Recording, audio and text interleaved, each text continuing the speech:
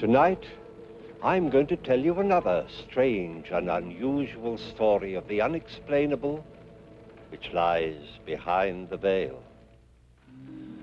Tonight's story is again based on one of those true but utterly unexplainable happenings which occur time and again from country to country and from age to age. George Bosworth was a modern man of his time in every sense of the word. And had his story occurred to another, he very probably would have been the last man in the world to believe a word of it.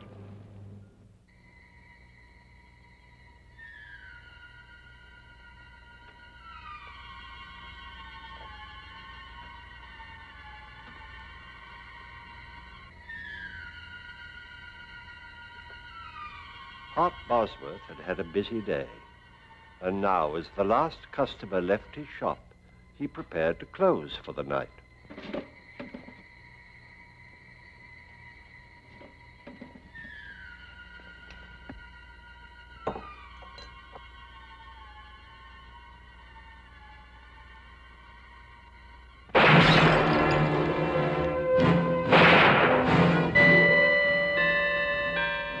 At this same moment, 150 miles at sea, George Bosworth prepared to retire, completely unaware of the incredible events which were about to occur.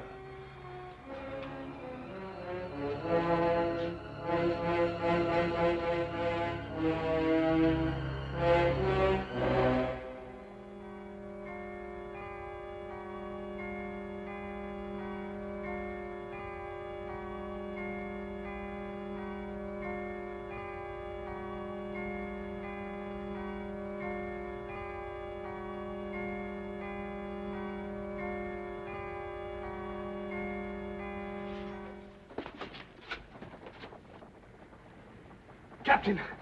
Captain! What is it, Mr. Bosworth? Captain, I've got to get back to England immediately. I'm afraid that's quite impossible, sir. Oh, please. I'm afraid something's happened. Are you ill, Mr. Bosworth? No. Well, yes, maybe. I don't know. I can't explain, Captain, but I must return at once. Mr. Bosworth, we're 150 miles from Dover, and I have a schedule to maintain. If I were to turn round and go back without good and sufficient reason, I would in all probability lose my position. But this is an emergency. There are rules and regulations covering all emergencies at sea. Perhaps if you could tell me why... Well, I think my brother is... I can't tell you, Captain. It's terribly important. I'm sorry, Mr. Bosworth, but I can let you off at Ostend. There you can make connections with another ship and be back in England by tomorrow morning. What time will we dock? We should be there within the hour. I pray God, Captain, we're not too late. Bullet wound through the arc, fired at close range. Man's been shot. He's dead right enough. From the looks of things, nothing has been taken except money. Cash drawers empty. Which leads me to deduce that the motive for the crime was robbery. Got that, Orton? Yes, sir. I checked the Bosworth house. George isn't there. The place is shut up tight. That's odd. Him and Art usually close the shop together. Are you sure you heard the shots at 9:45? Right you are, Chester. 9:45 exactly. Just a minute, Bertha. A little less familiarity, if you please. This here is official police business, and I'm here in my official capacity. Until I've solved this crime, I'll trouble you to remember that I'm a sergeant in Her Majesty's Constabulary. Oh, I am sorry. From now on, I'll remember, Chester. Sergeant. You may proceed, Mrs. Clink. Well, I just put the kettle on. I always makes us a pot of tea in the evenings. just before retiring, as you might say. You know how Alfie likes to get to bed early. Yes. Get on with it. Well, I'd no sooner touched the kettle to the stove when I heard the shots. So I said to Alfie, that sounds like shots. And Alfie said, no. So I said to Alfie, them was shots. And Alfie said... Never mind what Alfie said. What did you do? Well, the only light that was on was in Aunt Bosworth's shop. So I run down here to see if he'd heard them too. Imagine me horror and surprise to find poor Mr. Bosworth lying there in a pool of blood. Aha! And whose blood would you say it was? How long would you estimate this was after you first heard the shots, Mrs. Clink? Couldn't have been more than 5 or 10 minutes. Thank you very much, Mrs. Clink. That'll be all. But I haven't finished. If you've anything more to say, you can make a statement at the police station. But I know who done the murder. Mrs. Clink, you saw the murderer? Yes, I did. I see. Now, Just a minute, Constable. I'll handle this. Now then, Bertha, why didn't you give us this valuable information before this? I was about to, until I was so rudely interrupted. Are you insinuating that I was rude? Sergeant, may I suggest the murderer? Huh? The murderer? Oh, yes. All right, Mrs. Clink. The name, if you please. His name is Albert Ketch. How do you know that, Mrs. Clink? I saw him. Just as I got outside, I saw him run from this very shop, as though the old devil himself was after him. Are you sure? My sight's as good as yours, Chester Wilmore. Sergeant, shall I round him up? Why, yes, Constable, do that. And see if you can find out what become of George Bosworth. Why not ask Mrs. Clink, sir? I'm sure I don't know, Constable. But why not ask Miss Julie Westcott? She's his fiancée. She ought to know. I'll do that, Mrs. Clink. All right now, off with you. Home, all of you, if you please. This here shop will be closed till further notice. Move along, please. Now then, Albert, why don't you confess and save us all a lot of trouble? All nice and tidy, eh? Because I didn't shoot Art Bosworth, that's why. Aha! How do you know he was shot? You told me. Oh. What were you doing in the apothecary shop at that time? Well, I was there to collect a debt what was owed me. What was the debt for? Well, you see, I do a bit of carpenter work in my spare time, being handy with my tools, as you might say. And I built a set of shelves for Mr. Bosworth several weeks ago. And it took you several weeks to get paid? Well, there was a slight misunderstanding between us, as you might call it. Aha! That don't mean I killed him. What was the cause of this misunderstanding? While I was building the shelves, a case of his medicines got broke. Bosworth got terrible excited. Claimed I'd done it careless like. Said they was worth more than the shelves and he wouldn't pay me. And so you killed him. That's not true. I don't even own a gun. A likely story. Why, I wouldn't be surprised if you wasn't doing a bit of poaching in your spare time. Oh, it's a nasty thing to say. Poaching's a very serious offence. I've a mind to enter charges against you. Sergeant, this man's being charged with murder, not with poaching. You hear that, Albert? The constable's right. Murder's the charge. Don't you try to throw us off the track with all this talk about poaching. Now, why don't you be a good fellow and confess and save us all this trouble? Now, look here, Sergeant. I'd like to help you, really I would. But you know I'm not the kind of man who'd kill a chap in cold blood. Albert Ketch, you're making it very hard for us. Very well. If you won't cooperate, we'll have to drag it out of you. You'll start all over again.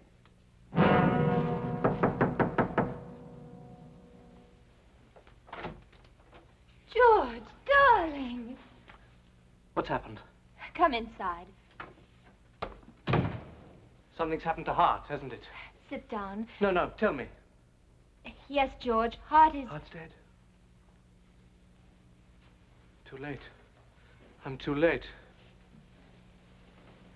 George, you were on your way to France.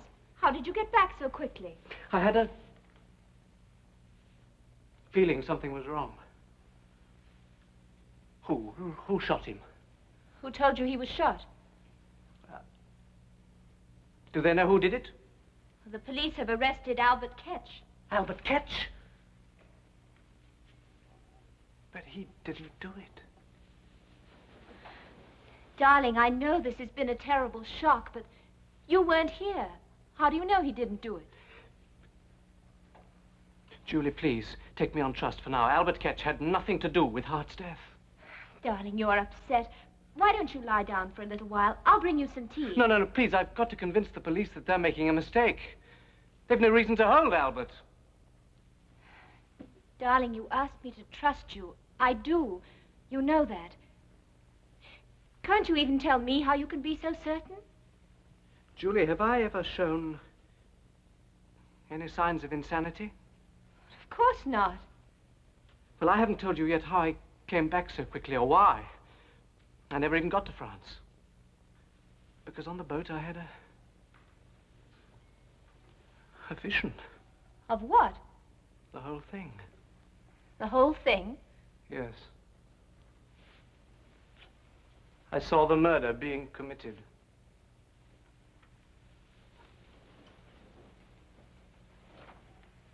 George, tell me exactly what you thought you saw. Well, I was washing, getting ready for bed, and when I looked into the basin, I saw the apothecary shop. It was exactly as if I was right there, everything as clear as it is now. You must have been dreaming. No, I saw Hart by the shelves. And then I saw the murderer come in and shoot him. You saw the murderer? Who was it? I don't know. But it wasn't Albert Ketch, I'm sure of that. George, you can't tell anybody this. But I must. Ketch is innocent. Julie, you believe me, don't you? What difference does it make whether A great deal of difference to me. George, I believe you because I love you. But if you tell this story to the police... No, that's a chance I must take. That's a chance you must not take. But they'll hang Ketch. Listen to me, George. There's nothing you can do. If Ketch is innocent, he has nothing to fear. But you... If you tell this fantastic tale to the police, you'll be ruined. Julie, a man's life is in danger. How can I think of myself? Well, then think of me. You know they won't believe you. At best, they'll call you insane. And how will I feel? Hearing people talk behind your back, pretending I don't hear them, whispering? Julie, Think this is not Hart. You know how he worked to build up the shop. Will you let all his work go for nothing? Well, that's what'll happen. Do you think people will do business with a man who sees things? I'm sorry, Julie. Whatever anybody thinks, I've got to try.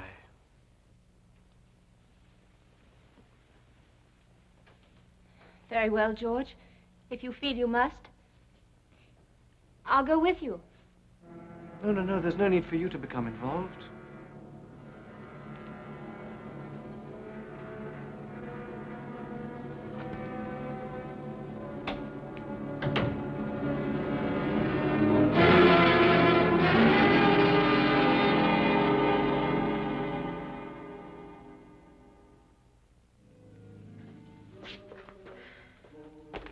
Nothing back there, sir. Oh. Well, in that case, we'll have to continue our search in here. Ah, Mr. Bosworth, sir. Allow me to offer my condolences in this horrible tragedy. Thank you, Sergeant. They told me at the police station I'd find you here. May I ask what you're looking for? Clothes, Mr. Bosworth, clothes. And have you found any? Almost. But don't you worry, sir. We have the fiend what done this foul deed. If you mean Albert Ketch, Sergeant, he didn't do it. Why do you say that, sir?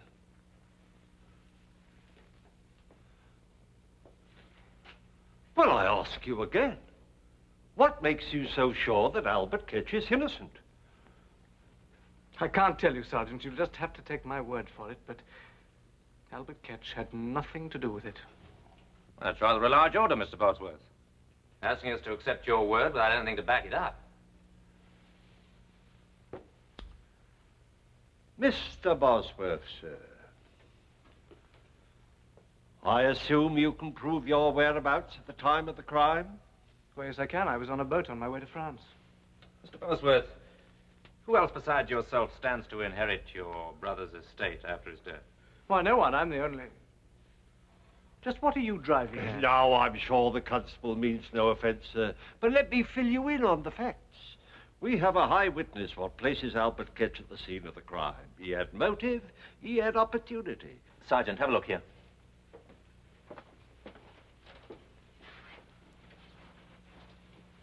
Looks like an O. It's a bullet hole, I think. Have I your permission to... Help yourself, constable. It's rather a small caliber. As you say, very small. I'm sure it comes from a derringer. A derringer? Well, wouldn't that prove that Albert Ketch had nothing to do with it? Why do you say that? What would Ketch be doing with a little gun like that? Mr. Bosworth's right, sir. It's hard to accept the fact that Albert Ketch would be in possession of a derringer. Unless it was deliberately given to him by somebody. Now, look here, Constable. So you refuse still to tell us why you think Albert Ketch is innocent? I can't tell you, Sergeant. I'll submit a possibility to you, Mr. Bosworth. I'll submit it's possible you needed money badly enough to want your brother out of the way. I submit that your insistence on Albert Ketch's innocence may very well be more than just a desire to see justice done. And what do you have to say to that, Mr. Bosworth? Nothing. Am I under arrest? Not as yet, but I shall have to ask you to remain within call.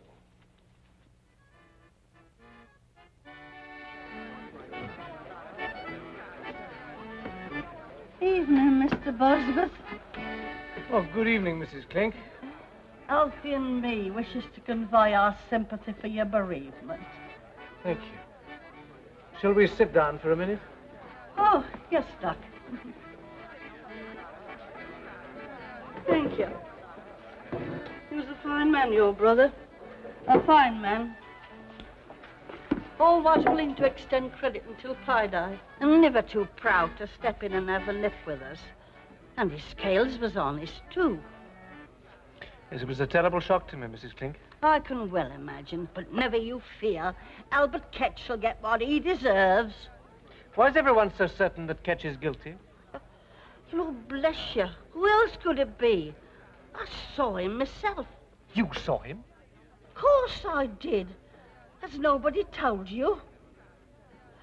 That Chester Wilmore. I am the most important witness.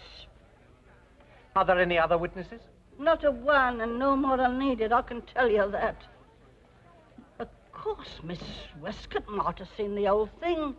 Had she been there 5 minutes earlier. Julie? What's she got to do with it?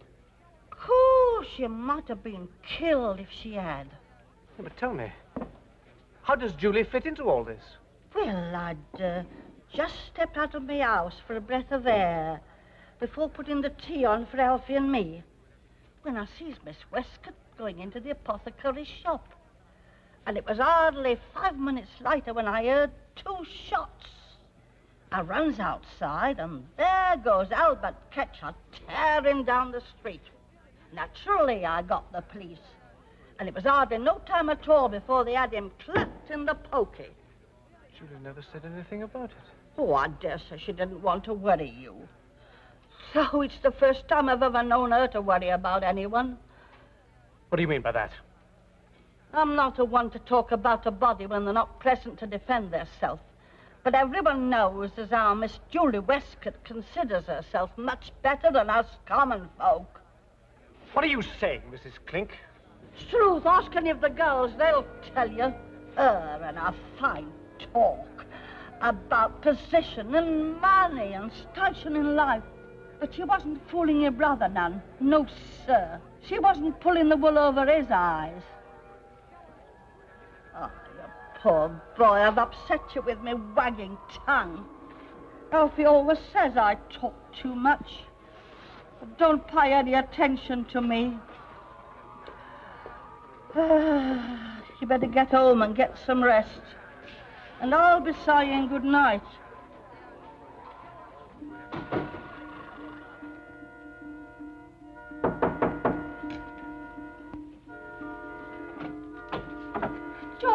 calling. I've been frantic. Where have you been? I've been walking.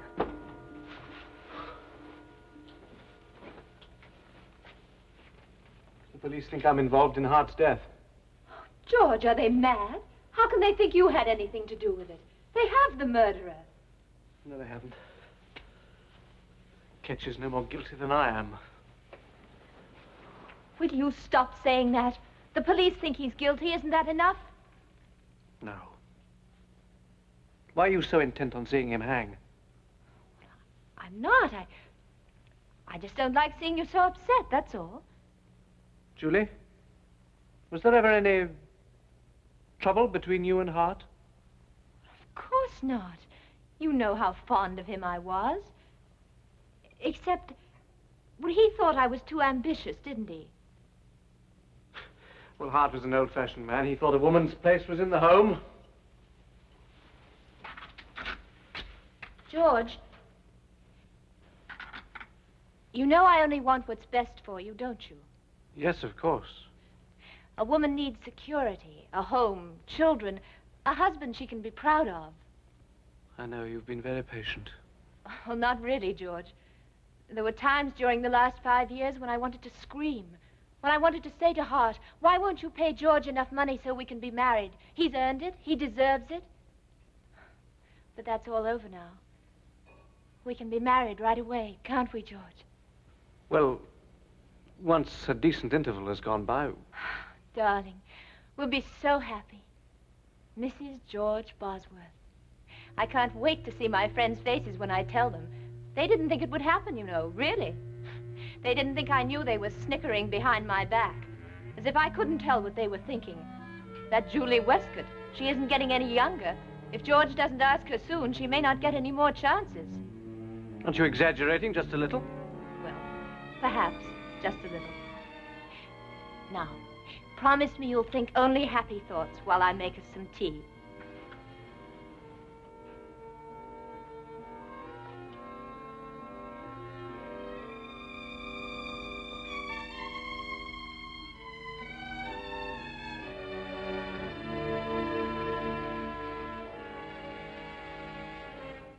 Julie? Yes, dear? About Albert Ketch. I've been thinking perhaps you're right. There really is nothing more I can do. I'll see that he gets a good solicitor, of course. That's very generous of you, George. And as soon as I can, I'll put the shop up for sale. And then we'll be married and we'll move to somewhere... What's the matter? What did you say? We'll be married as soon as I can sell the shop. You can't sell it. Why not? Oh, I know how you feel, but I can't stay here where everything reminds me of Hart. You don't know how I feel. Julie, what's the matter with you? Weren't you listening to me? We live here. Our friends are here. You're an important member of the community, and I'll be your wife, George. They'll respect us. As long as we're together, what does it matter where we live? I won't have it. The shop is doing well here. We have money and position. Do you think I want to start again at the bottom? Not knowing anybody, not being anybody? I forbid it. Julie, you're losing your perspective. I welcome your help, but I must make my own decisions. Welcome my help? Well, that's funny, George. Without me, there'd be no decision for you to make. What are you saying? You've had 5 years to make a decision, but your precious brother stood in the way. Well, I made it for you. He's gone, and I won't let you throw away everything I've worked for. George, listen. I did it. For you, for both of us. How could you? Julie. I wanted you. I needed you. Hart stood between us, and I couldn't bear it any longer. But it's all over now, George. He's gone. There's just the two of us. And we'll be happy, George. You'll see. George, don't leave me. Please. I'm going to find Sergeant Wilmore. George! George!